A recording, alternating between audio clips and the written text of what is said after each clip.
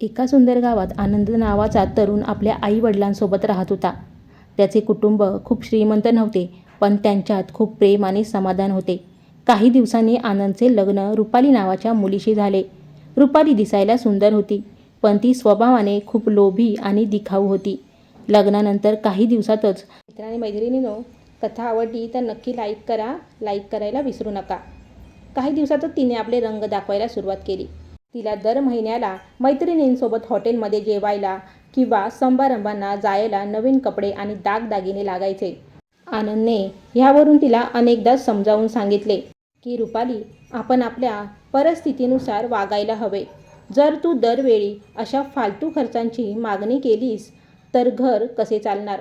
मित्रांनी मैत्रिणींनो, कथेमध्ये खूपच वाऱ्याचा आणि वादळाचा आवाज येतोय, त्यासाठी सॉरी. कथेला मी पुन्हा सुरुवात करते.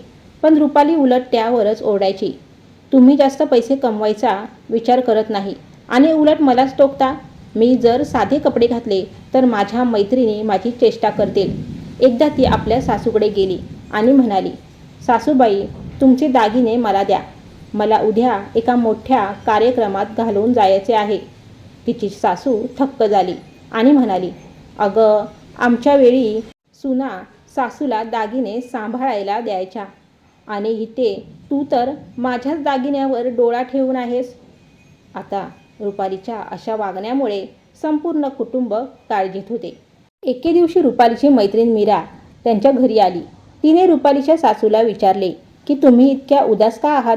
सासूबाईंनी तिला सर्व काही सांगितले की रुपाली कशी पैशाची उधळपट्टी करते आणि फक्त कपड्यांना व दागिन्यांना महत्त्व देते. सासूबाईंनी मीरेला विचारले, मीरा, तूच सांग, माणसाला जगायला भाकरी महत्त्वाची की हा खोटा दिखावा. मीरा म्हणाली, काकू, महत्त्वाचे तर अन्नच आहे, पण रुपालीला हे वेगळ्या पद्धतीने समजावे लागेल. मीराने एक युक्ती लढवली.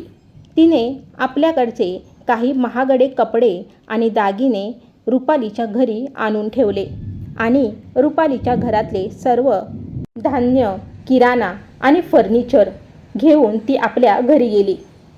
जेव्हा रुपाली बाहेरून घरी आली तेव्हा कपाटात नवीन दागिने आणि कपडे पाहून ती खूप आनंदी झाली.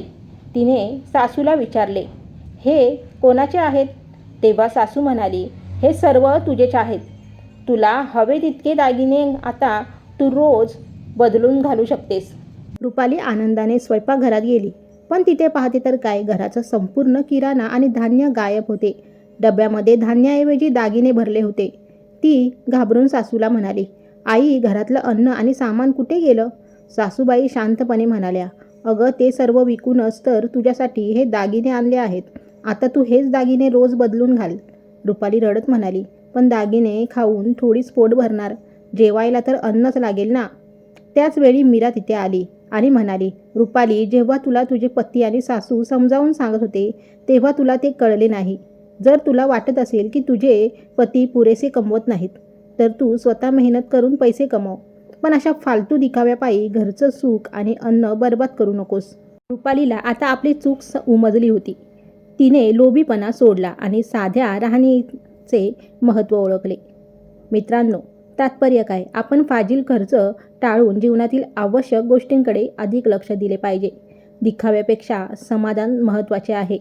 तर मित्रांनी मैत्रिणींनो, तुम्हाला ही छोटीशी कथा कशी वाटली हे कमेंट करून नक्की सांगा. आणि कथा आवडली असेल तर लाईक देखील करा आणि एके ऑल कंटेंट या चॅनलला सबस्क्राईब करायला विसरू नका. धन्यवाद.